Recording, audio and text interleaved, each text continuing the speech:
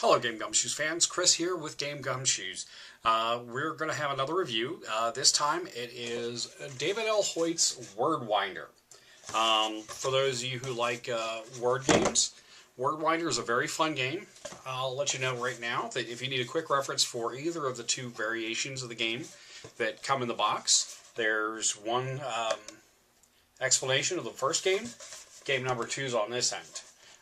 Information about their electronic version of the game.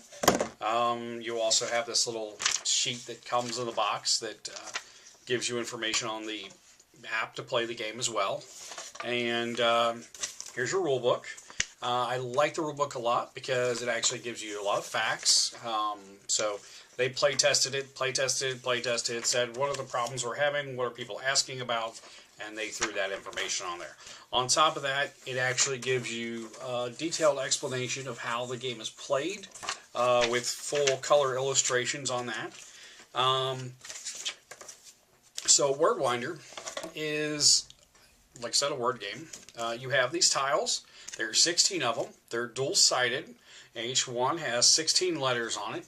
And when you lay out the board, you know, depending on how many players you have, because this can be, let me see, 2 to 6 players. You can also do it as teams. We found that it helped to be teams because some people just weren't getting the concept of, you know, how it's played. So, you know, you lay out your board, something like this, and what you do is you're looking, in one set of the rules, you're looking to get from one side of the game board to the other side. Now, the full 16 card thing is a 4x4 square and does take up a bit of space. So if you're playing at a restaurant, better make sure they've got wide tables. So what you want to do, and you can start anywhere on the board you want, because you know it's not like Scrabble. You don't have a set starting space. But you take and you can go and pick out words. And what you do is each team, person, whatever, has little bingo chips, basically. And they come in 3 colors. They're in this little plastic ramekin. I do advise that if you're going to take this out and about and play it at various places, get a little lunch bag, like the half-size ones, the snack bags, to put your chips in when you're transporting it. Because, I mean, even though the box has this nice little... yeah, you can see how it's slipping and sliding and stuff, and the colors get mixed up, and it just adds the amount of time that you have to spend getting a game started up if you didn't already have them separated properly. So back to the board, what you would do is you'd place your chips over top your word. Now, in Scrabble, you know, you're going straight across, straight up and down, things like that. Well, with Word Winder, you actually get to wind around a little bit. So in this case, I have picked out tiny as my word. And I go T-I-N and then Y, and that's an acceptable word.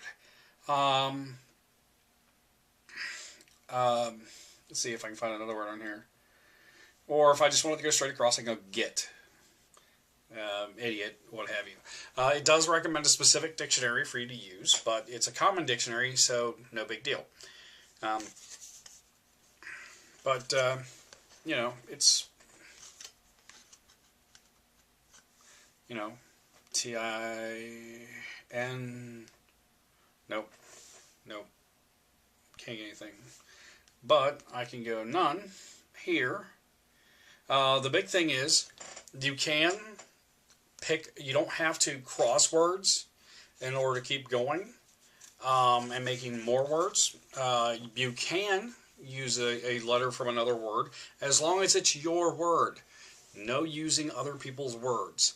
You can't cross each other's lines, things like that. In a way, it's kind of like Snake or, you know, Tron, you know, you cut the line off and they can't move any further kind of thing.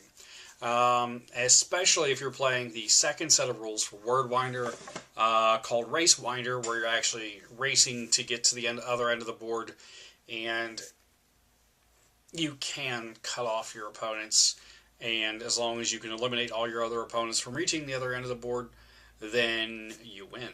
So, Wordwinder, fun, dynamic.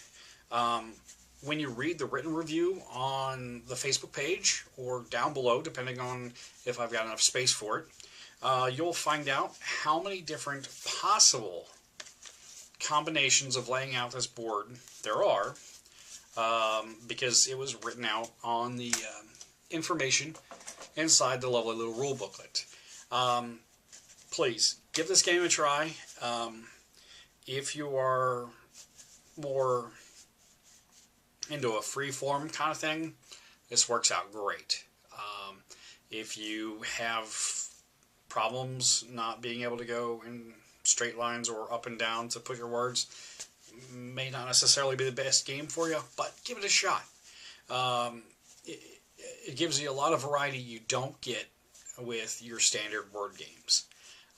Thank you for joining me for this review. Like I said, like and subscribe our videos. That way we know how we're doing.